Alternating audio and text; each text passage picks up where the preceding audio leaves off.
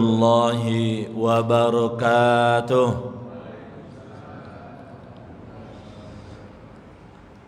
Alhamdulillahilladzi ahyana ba'dama amatana wa ilaihin nusyur. Ashhadu an la ilaha illallah wahdahu la syarikalah wa ashhadu anna Muhammadan abduhu wa rasuluhu la nabiyya ba'dah. Allahumma salli wa sallim wa barik ala sayyidina Muhammad wa ala alihi wa ashabihi ajma'in. Syukur alhamdulillahi rabbil alamin. Kemudian salawat dan salam kepada Rasulullah sallallahu alaihi wasallam. Allahumma salli wa sallim wa barik ala sayyidina Muhammad wa ala ali sayyidina Muhammad. Kaum bapak, kaum ibu, hadirin wal hadirat rahimakumullah. Pada kesempatan ba'da subuh ini dan insyaallah selama Ramadan setiap Senin subuh bahasan kajian kita tentang hadis ahkam. Hadis-hadis yang berkaitan dengan hukum. Kajian ini sebetulnya mengingatkan saya ketika kuliah S3 dulu tahun 2001 ketika saya kuliah S3 di Jakarta. Memang zaman itu Pak Bu, kalau di Sumatera belum ada program doktor ketika itu. Dan program doktor atau S3 tahun itu hanya ada di 4 provinsi se-Indonesia. Pertama Jakarta, 2 adalah Jogja, yang ketiga Surabaya, lalu kemudian yang keempat Malang kalau tidak salah. Dan itu pun untuk di Malang tidak ada jurusan syariah. Sama juga dengan Surabaya ketika itu belum ada. Jadi hanya ada ketika itu pilihan saya untuk kuliah S3 kalau tak Jakarta adalah Jogja. Ya alhamdulillah ketika itu saya adalah mahasiswa termuda se-Indonesia ketika itu karena usia saya ketika itu masih 25 tahun. Alhamdulillah mulai S1, S2, S3 itu berlanjut terus. Dan ketika itu rezeki saya alhamdulillah dibiayai oleh beasiswa pemerintah Provinsi Riau. Kali awal ketika itu zaman Pak Saleh Jasid kalau tak salah, itu beasiswa termahal se-Indonesia.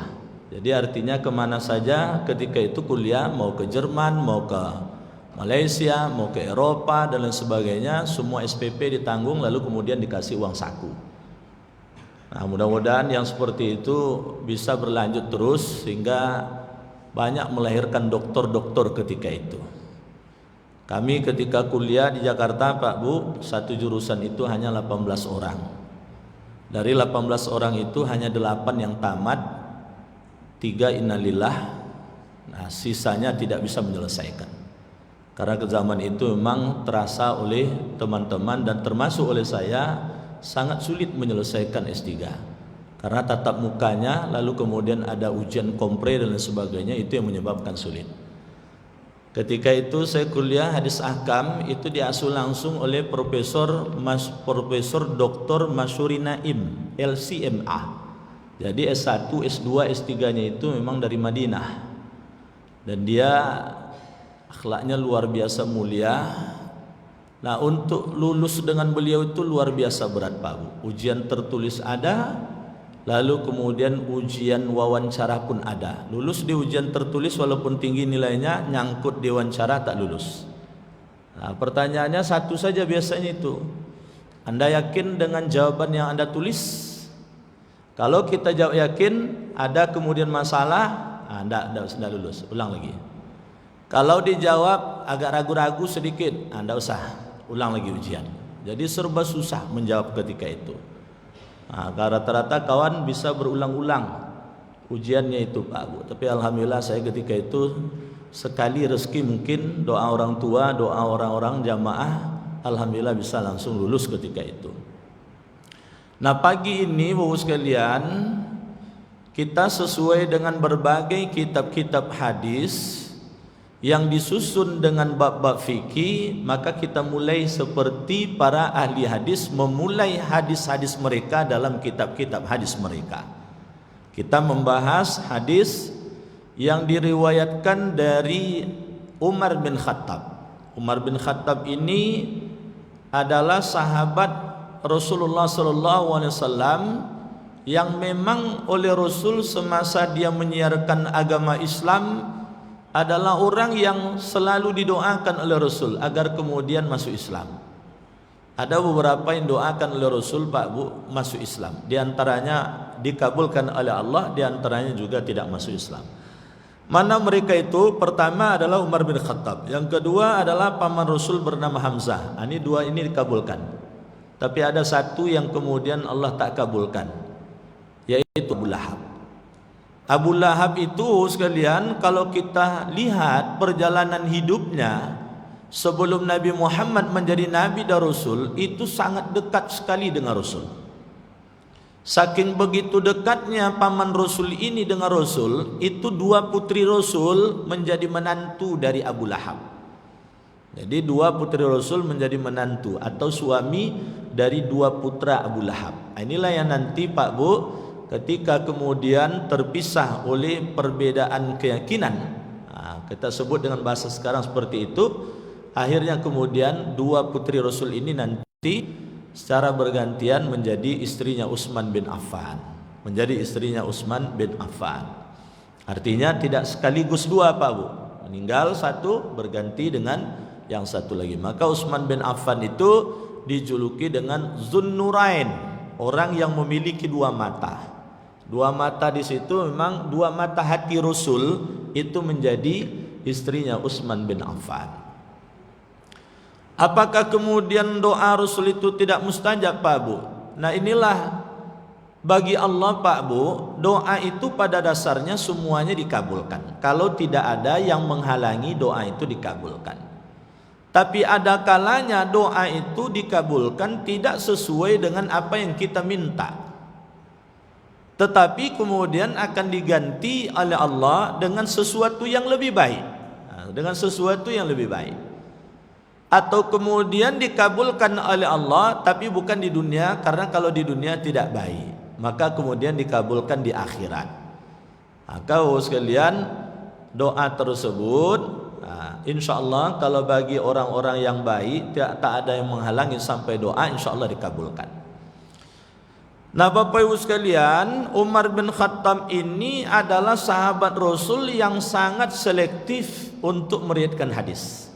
Maka bahasa dalam hadis-hadis, kalaulah Umar bin Khattab meriwayatkan hadis, itu biasanya Pak Bu, ra'aitu atau sami'tu, saya melihat Rasul atau saya mendengar Rasul. Umar tak mau menerima hadis kalau kemudian dari pihak ketiga. Misalnya Abu Hurairah dengar misalnya, bukan berarti Umar bin Khattab tidak mau menerima begitu Pak Bu. Tapi Bapak sekalian, Umar akan sampaikan hadis kalau betul-betul dia yang mendengar atau kalau betul-betul dia yang melihat langsung. Tapi kalau didengar oleh sahabat lain, dilihat oleh sahabat lain, Umar amalkan. Umar amalkan. Tapi kemudian untuk menyampaikan ke yang lain, Umar mensyaratkan harus ada minimal 3 orang saksi. Maka zaman pemerintahan Umar bin Khattab Bapak sekalian, itu luar biasa. Umar sangat ketat terhadap sahabat-sahabat yang meriwayatkan hadis, sehingga diharapkan tidak muncul hadis-hadis yang bermasalah. Maka kalaulah Umar yang meriwayatkan hadis Bapak sekalian, itu bagi para ahli hadis semuanya meyakini pasti didengar atau dilihat oleh Umar. Sama dengan hadis yang kita bincangkan pagi ini, dikatakan bahasanya oleh Umar bin Khattab, sami'tu Rasulullah sallallahu alaihi wasallam yaqul, saya mendengar langsung Rasulullah sallallahu alaihi wasallam bersabda. Jadi kalau dalam kajian hadis Pak Bu, kajian kualitas hadis, hadis itu kan bisa dilihat dari dua sisi, kuantitas atau kualitas. Kuantitas artinya dari sisi banyak orang meriwayatkan hadis ini. Inilah yang kita kenal dengan sebutan ada mutawatir, ada masyhur, ada ahad. Ada mutawatir, yaitu banyak diriwayatkan oleh sahabat, generasi sesudahnya tabi'in, tabi'in sampai generasi mukharrij. Itu diriwayatkan oleh orang banyak dan mungkin terjadi kebohongan. Kalau masyhur itu diriwayatkan oleh 2 atau 3 orang. Kalau ahad itu diriwayatkan oleh 1 orang. Diriwayatkan oleh 1 sahabat saja. Sedangkan hadis secara kualitas tingkatannya ada sahih, ada kemudian hasan, ada dhaif. Jadi ada sahih, ada hasan, ada dhaif. Jadi tinjauannya ini dari sisi kualitas, mungkin dari sisi ittisalus sanad, sanad bersambung, lalu kemudian sanadnya itu dhabit atau tidak, kuat ingatan atau tidak, sanadnya itu siqah atau tidak, dapat dipercaya atau tidak, dan lain sebagainya. Itu kajian ulumul hadis itu Pak Bu. Bapak Ibu hadirin wal hadirat rahimakumullah.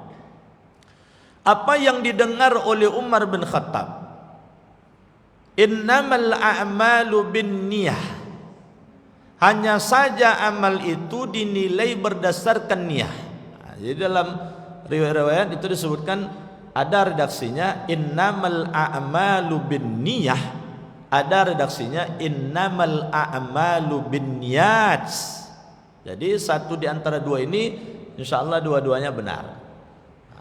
Hanya saja amal itu dinilai berdasarkan niat. Wa innama likulli imri'in ma nawah. Dan hanya saja segala urusan itu dinilai berdasarkan apa yang diniatkan. Faman kanat hijratuhu ilallahi wa rasulih, apabila siapa saja yang dia berhijrah di jalan Allah tersebut karena Allah dan Rasulnya, fa hijratuhu ilallah wa rasul, maka hijrahnya itu adalah kepada Allah dan Rasulnya.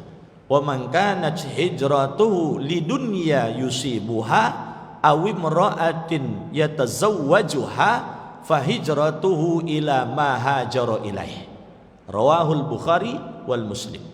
Tapi siapa saja yang berhijrahnya itu karena dunia yang ingin dikejar olehnya, atau karena wanita yang ingin dinikahi olehnya, maka hijrahnya itu adalah untuk apa yang diniatkan olehnya ketika hijrah tersebut. Jadi Bapak sekalian, menariknya hadis ini diawali dengan redaksi kata innama. Innama itu maknanya menunjukkan lil hasar, pembatasan. Jadi artinya Pak Bu, apapun niat itu ya berdasarkan yang diinginkan. Kalau diinginkan karena Allah dan Rasul, maka itu didapat olehnya. Kalau diinginkan karena dunia, maka dunianya bisa jadi dapat olehnya, tapi Allah dan Rasulnya tak dapat olehnya. Kalau diinginkan karena wanita yang akan dinikahi olehnya, maka mungkin dapat juga olehnya, tetapi Allah dan Rasul tidak dapat olehnya. Nah, Bapak Ibu sekalian, sama juga kalau redaksi-redaksi misalnya dalam ayat Al-Quran ataupun dalam hadis. Misalnya di dalam Al-Quran ada pembatasan menggunakan kata innama. Misalnya dalam surah At-Taubah ayat 60, innamas sadaqatu lil fuqara'i wal masakin wal amilina 'alaiha wal mu'allafati qulubuhum wa fir riqabi wal gharimina fi sabilillahi wa ibnis sabil faridatan minallah.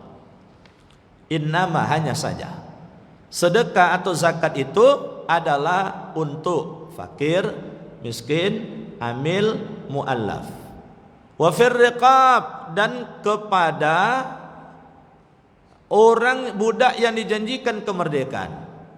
Wa fi sabilillah, orang wal gharimin, orang yang terlilit utang jatuh tempo. Wa fi sabilillah wa ibnis sabil, dan orang yang menghabiskan waktu dalam urusan agama atau berjuang di jalan Allah, dan ibnu sabil, orang yang terputus dalam perjalanannya, orang terputus perbekalan dalam perjalanannya. Maka karena ada innama ini Pak Bu, di luar ini tidak boleh berhak menerima zakat. Dia hanya apa saja yang disebutkan tadi, karena sudah ada kata innama, pembatasan. Nah oleh sebab itu Pak Bu, kalau urusan zakat misalnya diberikan pada anak yatim, dia tidak dipandang membayar zakat.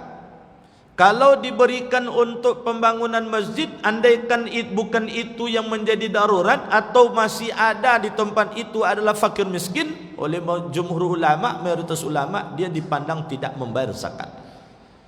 Karena untuk masjid itu adalah wakaf. Nah, maka oleh sebab itu sama juga dengan hadis tadi, bahwa amal itu hanya betul-betul dinilai berdasarkan apa yang diniatkan. Nah, oleh sebab itu Pak Bu, hadis ini mengingatkan kita betapa pentingnya niat tersebut. Dan hadis ini adalah termasuk hadis yang sangat penting. Kalau Abu Daud Pak Bu sampai mengatakan, saya meriwayatkan 500.000 hadis lebih, kata Imam Abu Daud. Imam Abu Daud itu kan kita hadisnya adalah Sunan Abu Daud. Nah, Sunan Abu Daud ini Pak Bu syarahnya banyak ini Pak Bu. Satu di antara syarah Sunan Abu Daud itu adalah Aunul Ma'bud. Nah, Bapak Ibu sekalian, kata Abu Daud, Imam Abu Daud, dari 500.000 hadis yang aku riwayatkan, maka aku tulis dalam Sunan Abu Daud tersebut 4.800 hadis. Nah, ini harus kita pahami Pak Bu. Sama juga dengan Sahih Bukhari. Imam Bukhari itu Pak Bu hafal lebih dari 500.000 hadis. Tapi yang dicantumkan dalam Sahih Bukhari itu tidak sampai 5.000 Pak Bu. Dan kalau disortir Pak Bu, mana hadis-hadis yang mirip, itu sekalian nanti sekitar 4.000-an. Apa maksudnya hadis yang mirip itu Pak Bu? Hadis yang berulang-ulang. Contohnya hadis yang kita bahas ini Pak Bu. Itu dalam berbagai kitab-kitab hadis, ketika membahas tentang toharoh, hadis ini muncul. Ketika membahas tentang solat, hadis ini muncul. Ketika membahas tentang zakat, hadis ini muncul. Ketika membahas tentang puasa, hadis ini muncul. Karena semua ibadat tersebut itu memang tidak bisa dilepas dengan persoalan niat. Nah, maka hadis ini akan berulang-ulang. Nah, menariknya kata Imam Abu Daud, dari 4.800 hadis tersebut, induk dari semua hadis itu tersimpul dalam 4 hadis. Ini kalau 4 hadis ini Bapak Ibu amalkan, insya Allah sudah teramalkan secara umum hadis-hadis Rasulullah SAW. Mana 4 hadis tersebut? Pertama, innamal a'malu binniyat. Nah, ini hadis yang pagi ini kita bicarakan. Yang kedua, kata Abu Daud adalah min husni islamil mar'i tarkuhu ma la ya'ni. Indikator dari baiknya keimanan seseorang adalah seberapa mampu dia meninggalkan hal-hal yang tidak penting. Hal-hal yang tidak penting. Min husni islamil mar'i tarkuhu ma la ya'nihi. Yang ketiga, la yu'minu ahadukum hatta yuhibba akhihi ma yuhibbu li nafsihi. Tidak sempurna keimanan seseorang di antara kamu sebelum kamu bisa mencintai saudaramu layaknya mencintai dirinya sendiri. Yang keempat, al halalu bayyin wal haramu bayyin wa bainahuma mushtabihat. Yang halal itu jelas, yang haram itu sudah jelas. Antara keduanya itu adalah hal yang syubhat. Maka tinggalkanlah hal yang syubhat tersebut. Nah, jadi kalau kita sudah mengamalkan 4 hadis ini Pak Bu, kata Imam Abu Daud, insya Allah dia telah mengamalkan 4.800 hadis tersebut yang dicantumkan dalam Sunan Abu Daud.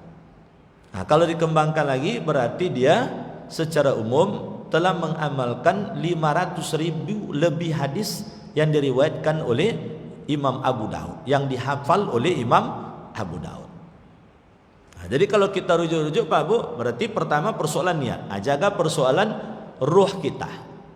Lalu kemudian dari sisi perangai dan sikap perbuatan, mampu menjauhkan diri dari hal-hal yang tidak berguna atau biasa disebut dengan hal-hal yang lagha.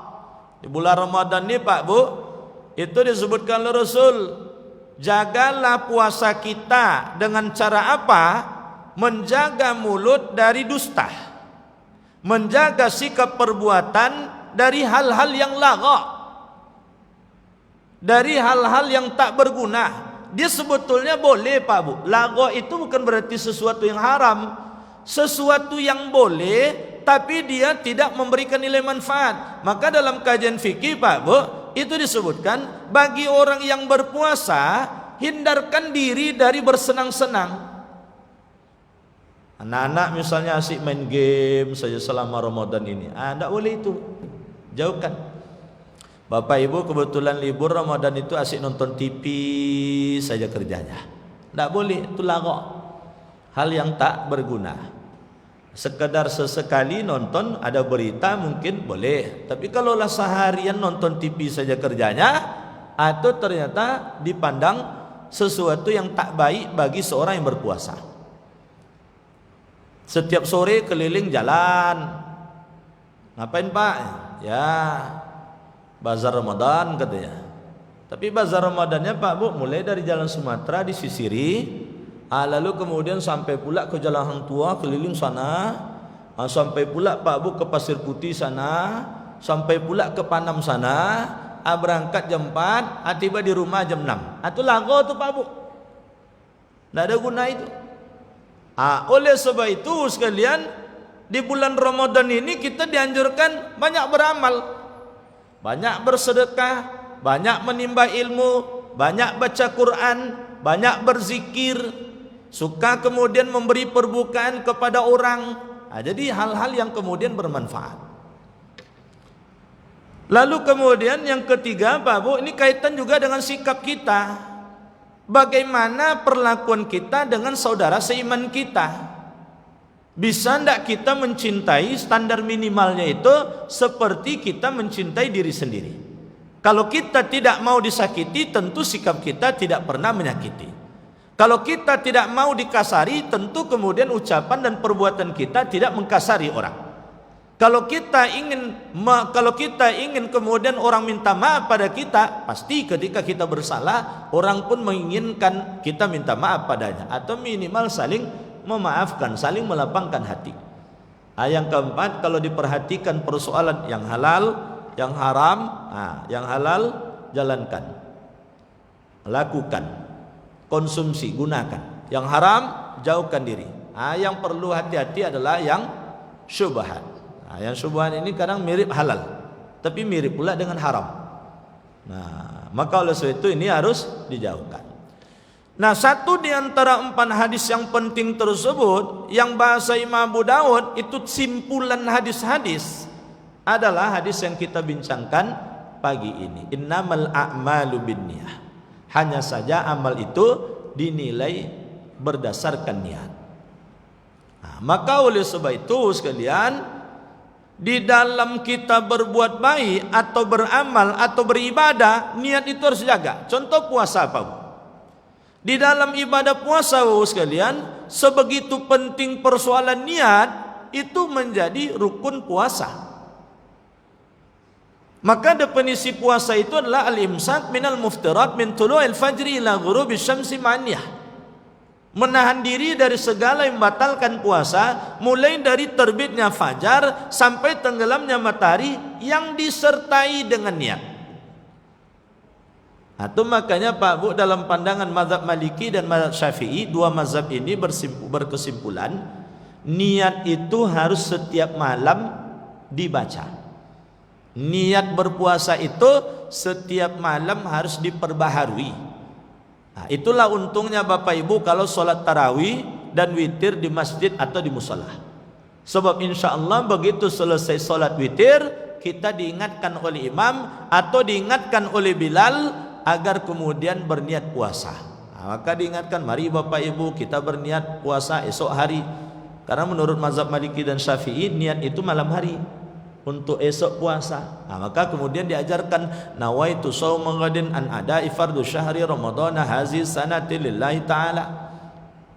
Sengaja aku berpuasa di bulan Ramadan esok hari karena Allah Ta'ala. Bapak Ibu hadirin wal hadirat rahimakumullah, Dengan niat inilah Pak Bu bisa membedakan antara satu ibadah dengan ibadah yang lain. Membedakan zuhur dengan asar itu di niat. Jumlah rakaatnya kan sama, 4 rakaat. Lalu bacanya sama-sama sir. Maka oleh sebab itu niat itu penting.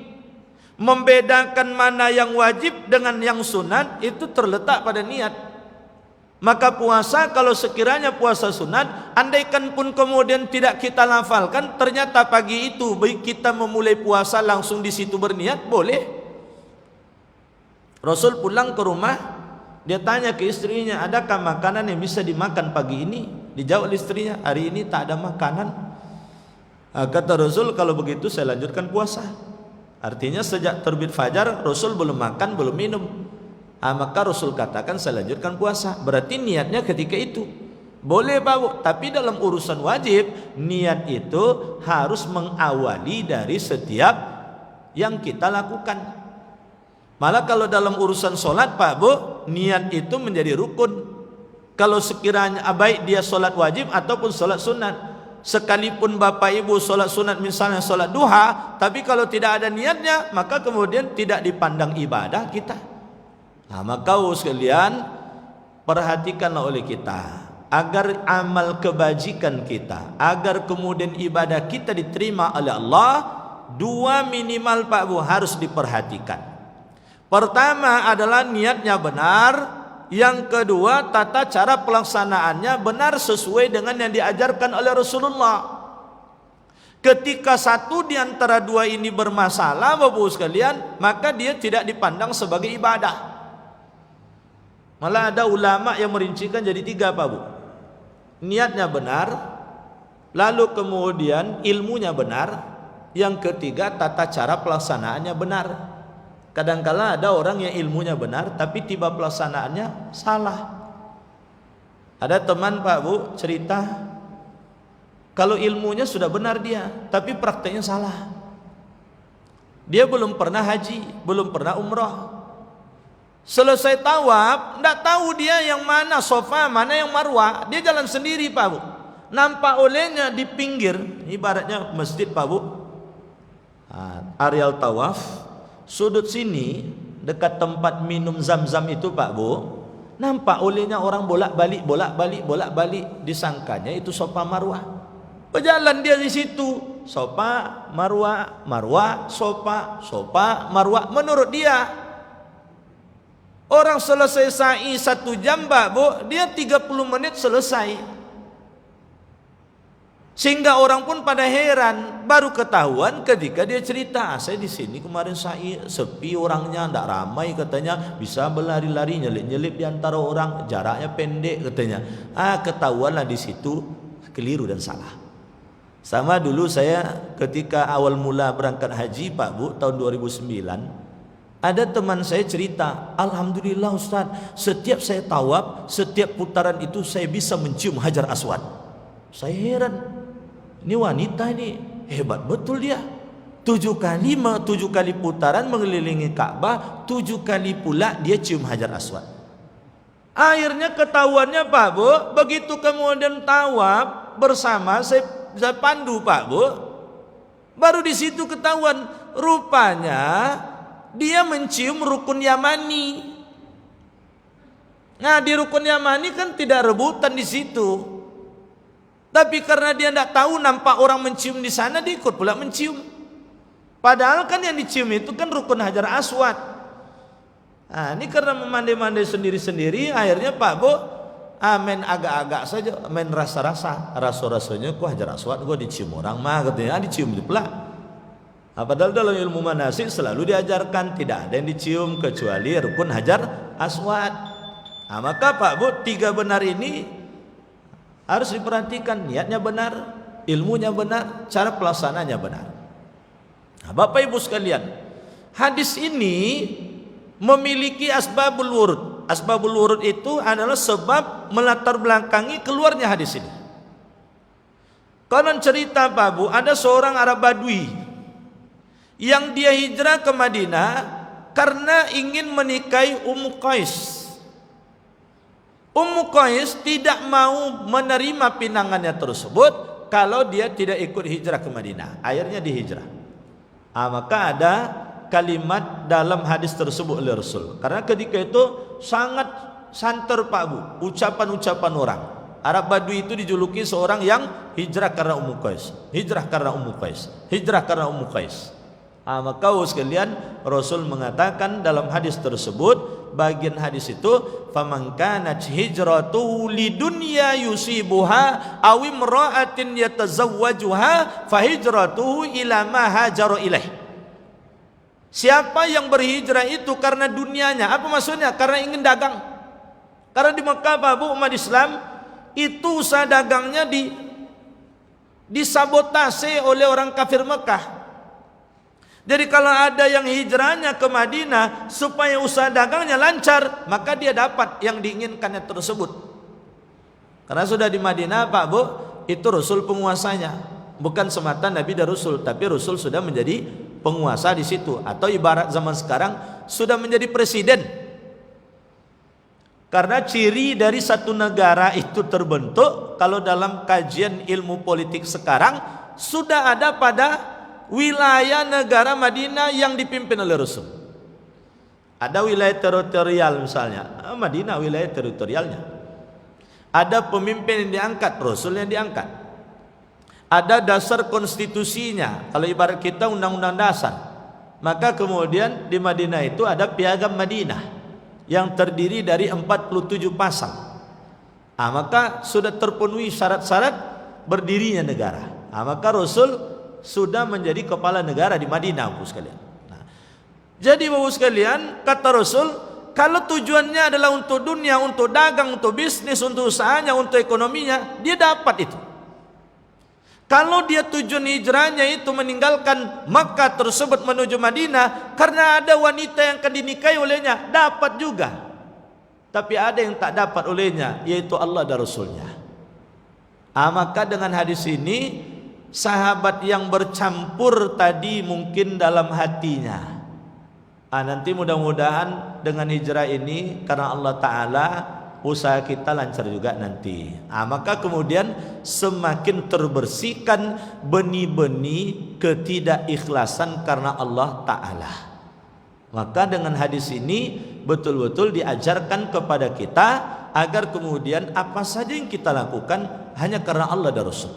Insya Allah kita tidak akan kecewa Pak. Bapak Ibu bersedekah, kalau bersedekah karena Allah, insya Allah tidak kecewa. Tapi kalau bersedekah karena ingin dipuji oleh orang, siap-siaplah kecewa. Kalau ingin bersedekah karena ingin dapat balasan pemberian dari orang lain, siap-siaplah kita kecewa.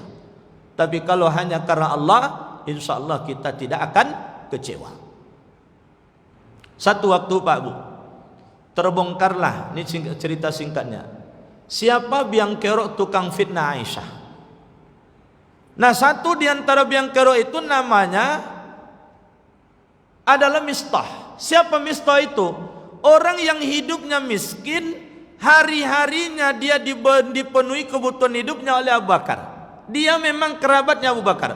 Abu Bakar adalah ayah dari Aisyah. Begitu kemudian terpancing emosi dari Abu Bakar, dia katakan, mulai hari ini tidak ada lagi nafkah untuk Mistah. Maka ditegur oleh Allah. Nah, bagian dari teguran ini Pak Bu, bagaimana caranya agar kemudian kita memberi dan membantu itu jangan berharap pamrih sedikit pun. Sekecil apapun benih itu jangan berharap pamrih. Wala ya'tali ulul fadli minkum wasayutu lil qurba wal masakin wal muhajirin fi sabilillah wal ya'fu wal yasfahu ala tuhibbuna ay yaghfirallahu lakum wallahu ghafurur rahim. Wahai orang-orang kaya, wahai orang-orang yang memiliki kelapangan rezeki, jangan disebabkan karena kebencianmu akhirnya rusaklah keikhlasan tadi, lalu kemudian kamu hentikan pemberian. Ibaratnya Pak Bu, Mistah tak tahu diuntung, sudahlah miskin, hidupnya dibiayai oleh Abu Bakar, tapi kemudian membalas dengan sesuatu yang tak baik. Kalau secara manusiawi kan wajar tuh Pak Bu, ini kerabat kita, mestinya dia bela atau dibersihkan nama baik keluarga kita kalau ada yang memfitnah. hidupnya miskin pula lagi, kita yang membiayai Pak Bu. Ternyata kemudian dia pula yang memfitnah anak kita. Secara manusiawi wajar tuh Pak Bu, tapi Allah mendidik kita agar berbuat baik itu jangan sekali-kali sedikit pun berharap agar kemudian dibalas dengan kebaikan. Cukuplah Allah yang membalas, cukuplah Allah yang menilai, cukuplah Allah yang mengganjar. Sehingga akhirnya Abu Bakar menginsafi keteledorannya. Kalau kita mungkin lebih parah dari itu Pak Bu. Ini untuk Abu Bakar ini hanya tekad saja. Besok akan dikasih lagi.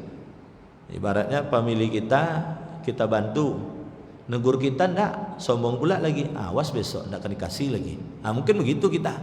Tapi Abu Bakar ditegur oleh Allah. Bapak Ibu hadirin wal hadirat rahimakumullah. Maka oleh sebab itu Ali pun kemudian mengatakan seluruh manusia celaka kecuali orang berilmu. Seluruh orang berilmu celaka kecuali orang yang mengamalkan ilmunya. Seluruh orang yang beramal celaka kecuali orang yang ikhlas dalam beramal. Ikhlas dalam beramal. Nah, keikhlasan ini Bapak sekalian dalam hadis ini itu dituangkan dalam bentuk niat. Ada bahasa lain yang mirip dengan niat itu Pak Bu, namanya iradah. Iradah itu keinginan. Iradah itu adalah keinginan. Apa yang membedakan antara iradah dengan niat? Kalau iradah itu adalah dalam hati Pak Bu, saya ingin minta ampun pada Allah, lalu kemudian apakah kemudian harus dipasang pula niat dulu baru kemudian minta ampun pada Allah? Tidak mesti Pak Bu. Tapi kalaulah sudah namanya niat Bapak sekalian, qasdus syai', menyengaja untuk sesuatu, itu antara amaliyah fisik kita berbuat baik, beribadah, itu berbarengan dengan hati kita dan lisan kita menegaskan niat. Itu makanya dalam pandangan mazhab Syafi'i, niat itu dalam ibadah dibahasakan olehnya rukun perkataan. Karena rukun perkataan Pak Bu, oleh sebab itu ketika kita akan sholat, ketika kita akan puasa, ketika kita akan membayar zakat, ketika kita akan berhaji atau berumrah Bapak sekalian, maka mesti kemudian harus ditegaskan niat dalam bentuk lafziyahnya. Karena dia adalah rukun perkataan. Kalau dalam hati bagaimana Ustaz? Pindah mazhab jadinya Pak Bu. Berpindah ke mazhab Hanafi jadinya. Seperti apa mazhab Hanafi memandang niat? Niat itu sama juga dipandang penting, tapi bagi mereka bukan rukun, tetapi adalah syarat sah. Nah, kalau syarat sah Pak Bu, berarti tidak perlu dilafalkan, cukup dalam hati saja. Ketika sudah ada sikap perbuatannya yang menandakan dia akan mendirikan sholat, maka dia sudah dipandang berniat. Ketika ada sikap perbuatannya yang menandakan bahwa dirinya akan berwudu, dia sudah berniat. Ketika ada sikap perbuatannya membawa beras 2,5 kilogram, sudah nampak di situ dia akan zakat fitrah, tidak perlu kemudian dipasangkan niatnya. Tapi kemudian dalam pandangan mazhab Syafi'i, niat ini adalah rukun perkataan. Imam Syafi'i ini kan tingkat kehati-hatiannya tinggi Pak Bu. Maka oleh sebab itu saya cenderung ngajak kita semua ketika akan melakukan ibadah-ibadah, apalagi yang disebutkan tadi Pak Bu, hafalkan niat. Tak hafal kalimat baku yang diajarkan sejak MDTA dulu, tidak masalah Pak Bu. Yang penting lafal niat itu ada ucapan bahwa dia berniat ibadah yang dilakukannya tersebut. Jadi ibadahnya itu ditegaskan dan betul-betul hanya karena Allah Ta'ala. Bisa saja mungkin dia hanya menyebutkan, ya Allah, saya salat zuhur 4 rakaat karenamu ya Allah. Selesai. Tidak mesti kemudian harus ada kalimat baku, karena memang Rasul sendiri pun tidak mencontohkan kalimat baku. Sahabat pun ketika itu tidak bertanya Pak Bu, seperti apa bentuk niat itu, apakah dilafalkan atau tidak dilafalkan. Maka kemudian sebagian sahabat ada yang kemudian dengan kehati-hatian dia lafalkan Bu sekalian.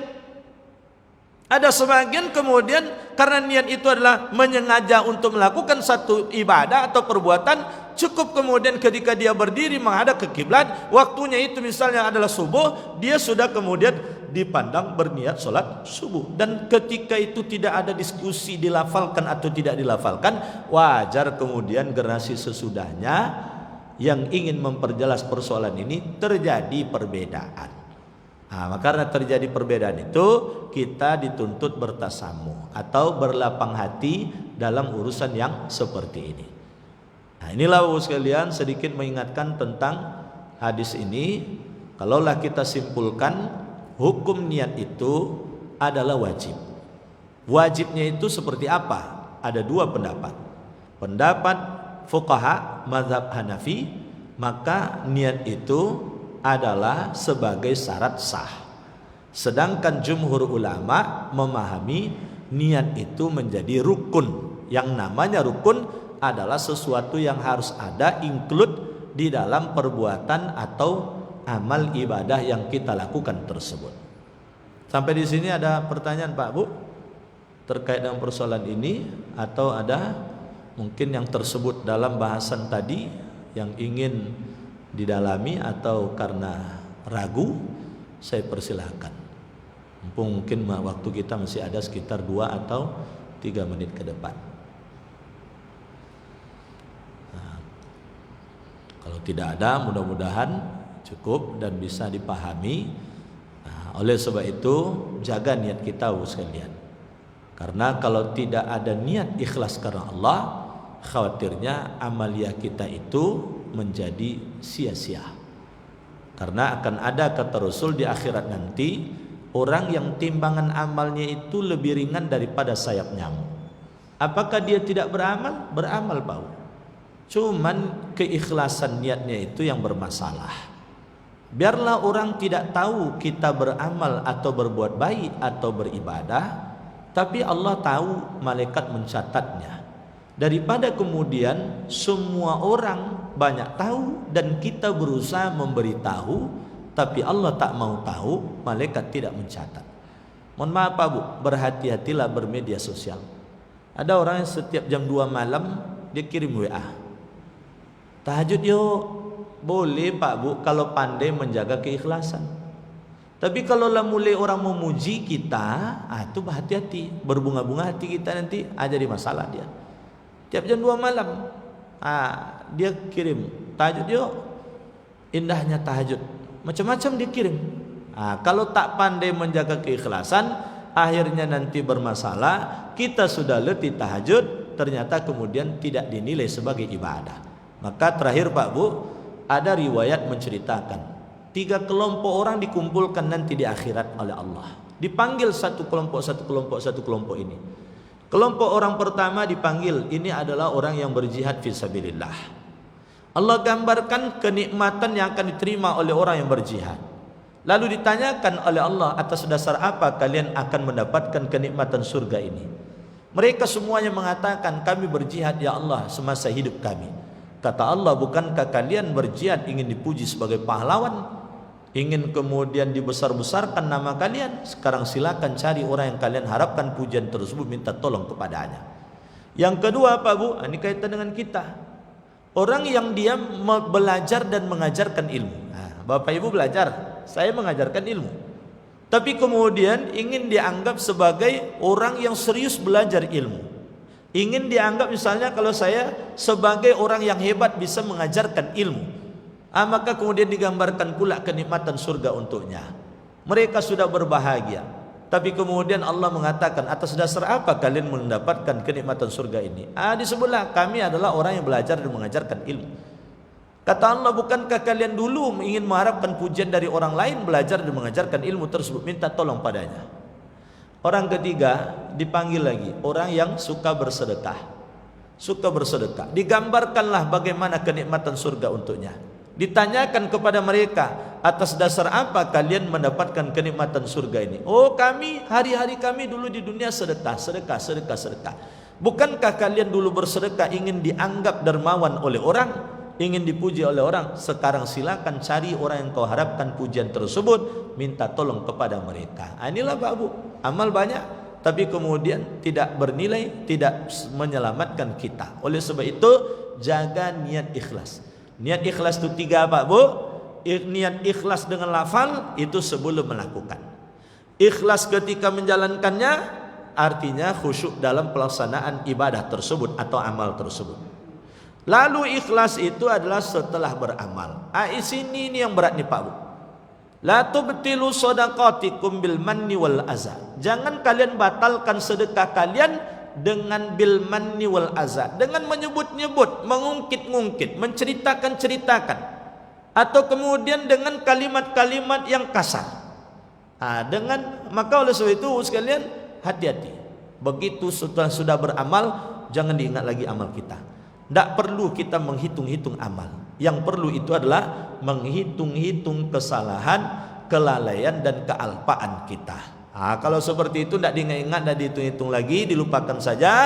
Insya Allah Pak Bu, kita akan aman beramal. Silakan Pak Ji. Ya.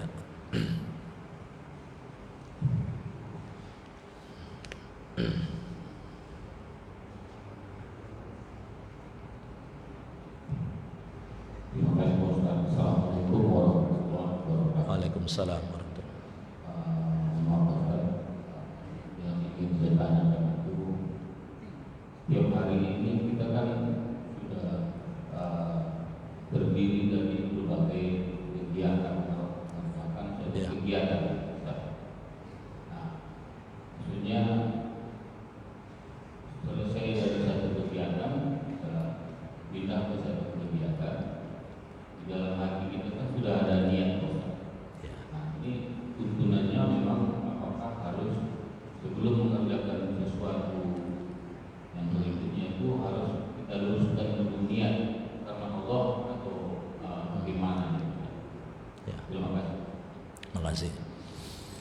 Jadi Bapak sekalian, kalau perbuatan rutin dan harian kita lakukan, maka tidak perlu dilafalkan, apalagi terkait dengan muamalah.